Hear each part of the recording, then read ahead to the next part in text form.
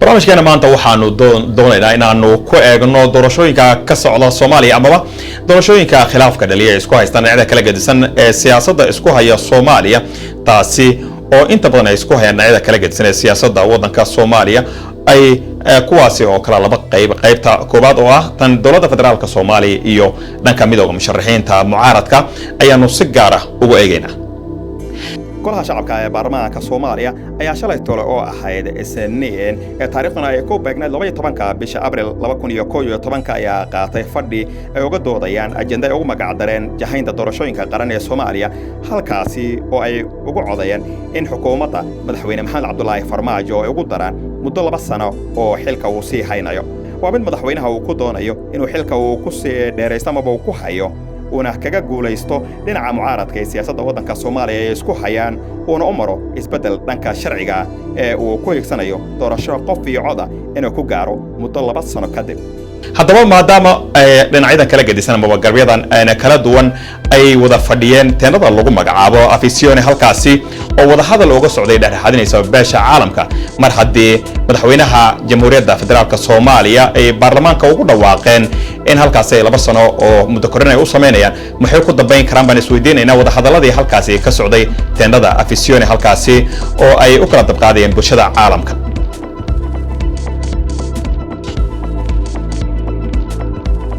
dhanka midowga musharaxiinta mucaaradka iyo maamul goboleedyada Puntland iyo Jubbaland oo garab midaysan oo ay ishayaan dowladda federaalka Soomaaliya ayaa iyagana dhankooda noqon kara kuwa qaata go'aan ay isku raacsan yihiin kaasi oo ay isku tusin karaan inay kaga hortagaan ayna ku carqaladayaan talaabada dowladda federaalka Soomaaliya ee qaaday ee ku wajahan muddo kororsiga midowga musharaxiinta mucaaradka ayaa ku dhawaaqi kara dowlad barbar socota tan dowladda federaalka Soomaaliya xilligeedu uu dhamaaday halka maamul goboleedyada Puntland iyo Jubbaland ay shaacin karaan inay xiriirka u jarayaan dowladda federaalka Soomaaliya kuwaasi oo dhammaantood mugdi iyo murugo hor leh gelin kara xaaladda Soomaaliya oo markii horeba sii cakirneed oo keeni kara isku dhacyo kuwaasi oo ka soo cusboonaada gabixaangayiga Soomaaliyeed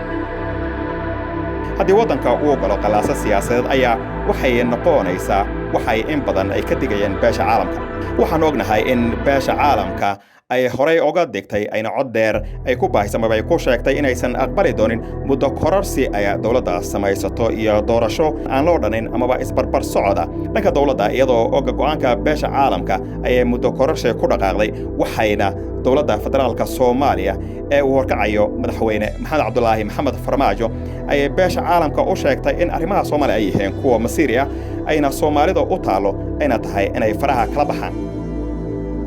intaan ognahay beesha caalamka ayaa Soomaaliya kula doofsay aad u ballaaran marka ay timaado gacan ku haynta waddanka ee uu dhaqaaluhu koow ka yahay waxayna beesha caalamka Soomaaliya ugu yeertay u taqaanaa dowladda ay UN-ta gacanta ku hayso ama sida afka qalaad ay loo yaqaano UN back government haddii beesha caalamka sida aan dhankeeda ay sheegan karto ay u maara weydo xal u helida khilaafka Soomaaliya waxay qaadan kartaa talaabo ay u arki karto inuu waddanka uu xal u yahay taasi oo ay u badan tahay in dhinacyada isku haya siyaasadda Soomaaliya midkood uusan farax gelin doonin talaabada ay qaadan doonto beesha caalamka marka xaaladda noocaasi oo imanaysa waa mid waddanka isjiid siyaasadeed gelinaysa isna waa mid samata bixin karta waddanka Soomaaliya haddaba waxaan aaminsanahay in mar hadiiba ay timaado in Soomaalida ay ku waabariisato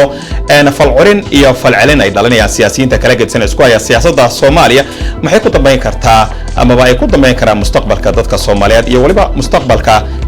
dadka Soomaaliyeed halkaasi waxaanu ognahay in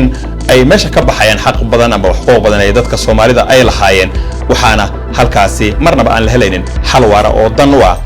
dadka iyo dalka arintani ayaa waxa loo sameeyay in dhinacyada kala gedisan siyaasadda isku hayo iyagu kuwaasi oo kala riixanayo dana gaar ah ama qadiyada gaar ah halkaasina ay ku dhibaateynayaan shacab weynaha Soomaaliyeed